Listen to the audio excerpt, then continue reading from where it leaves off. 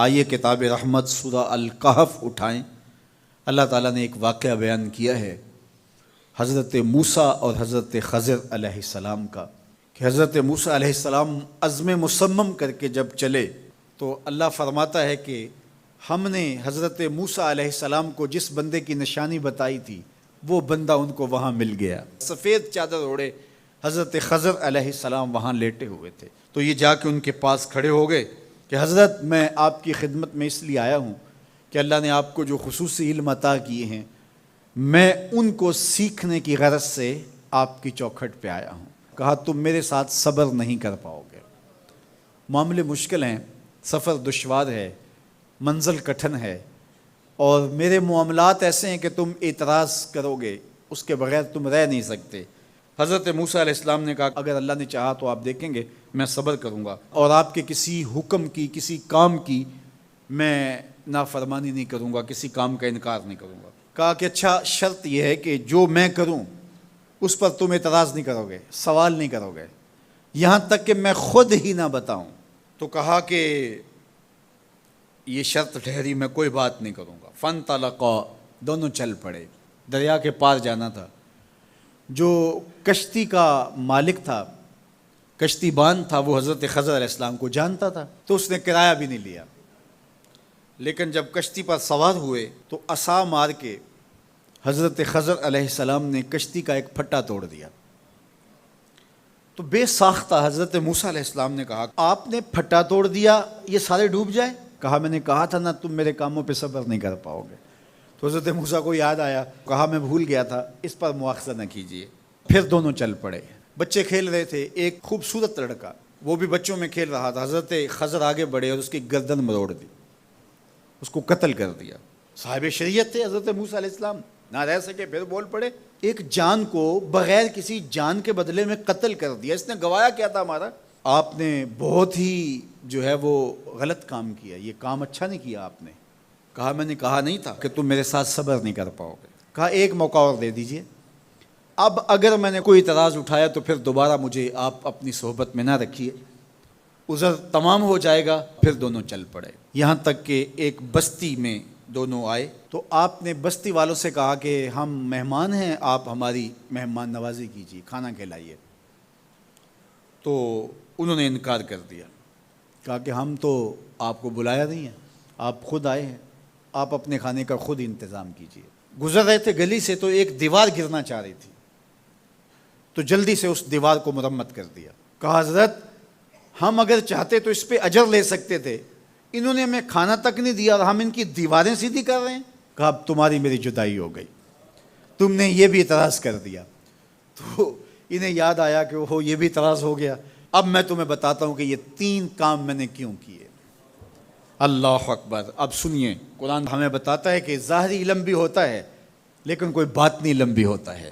کہا وہ پہلی بات کشتی والی سنو، یہ 2 مسکین بچوں کی کشتی تھی، ان کے گھر کا چولہا اس کی کمائی سے جلتا تھا۔ دریا کنارے کنارے ایک ظالم بادشاہ رہا تھا جو لوگوں کی کشتیاں چھین رہا تھا، ہم نے تھوڑا سا عیب لگا دیا، وہ ٹوٹی کشتی چھوڑ کے چلا گیا۔ اب وہ تھوڑے سے پیسے لگا کے کشتی مرمت کرا لیں گے، گھر کا چولہا جلتا رہے گا، بتاؤ اچھا کیا یا برا کیا؟ کہا رہی بات اس بچے کی جس کو ہم نے قتل کیا، اس کے ماں باپ مومن تھے، نیک تھے، صالح تھے، بچے نے بڑا ہو کے بہت برا ہونا تھا، ہم نے اس کو قتل کر دیا، اللہ اس کے بدلے ان کو بہتر اولاد دے گا۔ علماء تفسیر نے لکھا ہے اس بچے کے بدلے میں اللہ نے ان والدین کو ایک بیٹی عطا کی جس کی نسل سے 70 نبی پیدا ہوئے۔ دیوار کی کہانی بھی سن لیجئے، یہ شہر کے 2 یتیم بچوں کی دیوار تھی اور اس کے نیچے ان کا خزانہ تھا، اور ان کا باپ بڑا نیک تھا۔ خزانہ دیوار کے نیچے ہے، دیوار گرنا چاہ رہی ہے، کسی معمولی دھکے سے گر جاتی۔ 2 ہی صورتیں تھیں، یا وہ بچے خود اپنا خزانہ اٹھا لیتے یا لوگ اٹھا کے لے جاتے۔ لوگ اٹھا کے لے جاتے پھر بھی ہاتھ میں کچھ نہ آیا، اور اگر وہ خود اٹھا لیتے تو بچے ہیں، بچپنے کی وجہ سے وہ اس کو اڑا دیتے۔ تو ہم نے اس کے اوپر دیوار کھڑی کر دی، جب تک وہ اس قابل نہیں ہو جاتے کہ یہ خزانہ نکال کے اس کو صحیح مصرف پہ لگا سکیں، اتنی دیر تک دیوار گرے گی نہیں۔ اللہ اکبر۔ وہ کسی وجہ سے دیوار قائم رہے گی، اور جب وہ اس عمر کو پہنچ جائیں گے جس عمر میں وہ اس خزانے کو سنبھال سکیں گے تو پھر دیوار خود بخود گر جائے گی اور یہ خزانہ نکال کر کے اپنے کام پہ لے آئیں گے۔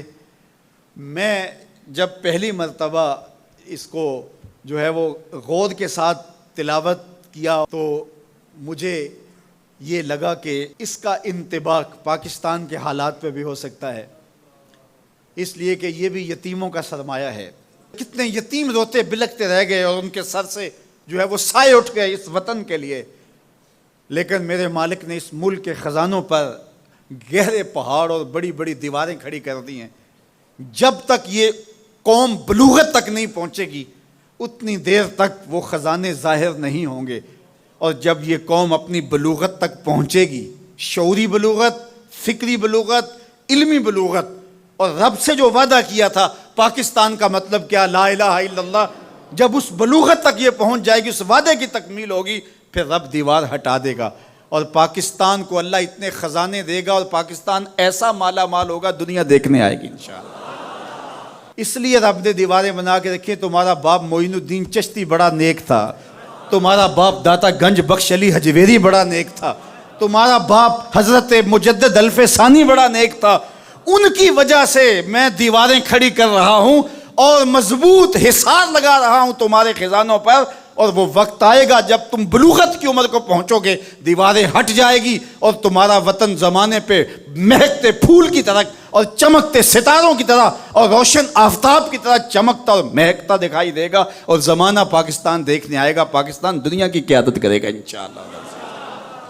تو کہا یہ تعویل ہے ان باتوں کی جو باتیں میرے رب نے مجھے بتائی، اور یہ میں نے اپنی مرضی سے نہیں کہیں، اور جو میں نے کیا اپنی مرضی سے نہیں کیا۔